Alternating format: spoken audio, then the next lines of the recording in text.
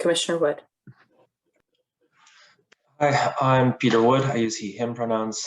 I'm a Ward 1 resident and advisory neighborhood commissioner in Adams Morgan. So today I want to reiterate what several others have advocated for and share some insight I've gained as commissioner from my neighbors and constituents. Like others, I think the mayor's proposed budget for fiscal year 2022 shows a lot of good, but also has plenty of gaps that need to be filled. Relevant to this committee, there are three related but distinct areas I want to highlight which risk falling into these gaps. Domestic violence, homelessness, and undocumented migration status are three human service concerns which need and deserve to be prioritized in this and every budget. Over the past year plus, I've been fortunate to have met many amazing DC neighbors who have seen their well-being significantly threatened because of one or more of these issues. For example, I've chatted with unhoused residents about what resources they need to thrive.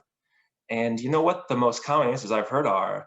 One might guess housing, and of course it's on everyone's minds, but the answer is often mental health care and respect. Far too often, those experiencing homelessness have mental health crises addressed as an infringement on everyone else's comfort rather than a call for help.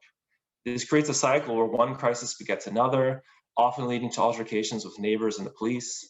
The DC budget needs to be pushed to invest more in deeply affordable housing. This needs to be met with sufficient mental health and substance abuse services to help the housing unstable among us turn houses into homes.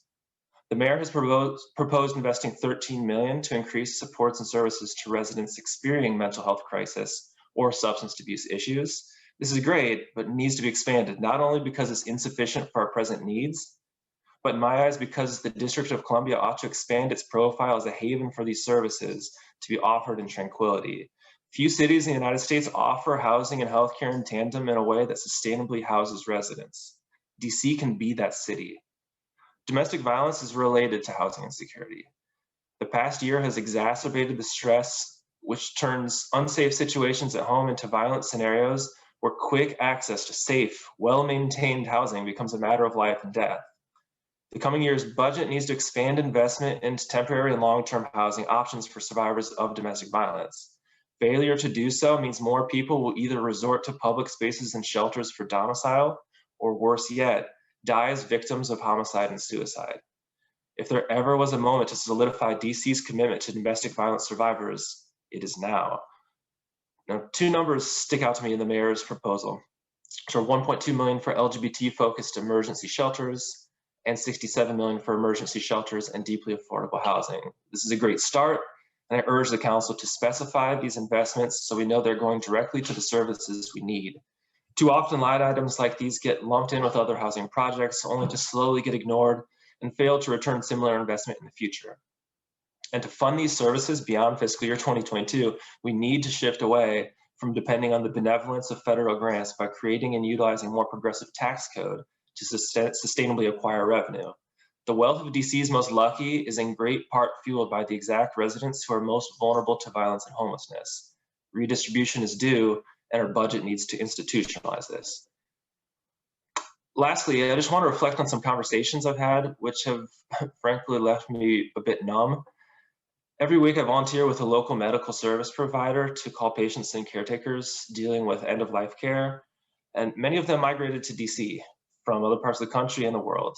And I can't tell you how soul-sucking it is to console someone whose partner is dying, but to console them not only for that, but because they're terrified of their legal paperwork getting mixed up and having their visa status in jeopardy for no fault of their own. Just like domestic violence can lead to housing insecurity, fear of a destructive migratory system can put people into a cycle of fear and uncertainty. This is one of the weak points in this budget proposal that I want to see better addressed. All DC residents, regardless of what Uncle Sam says about their passport, deserve to live here with dignity.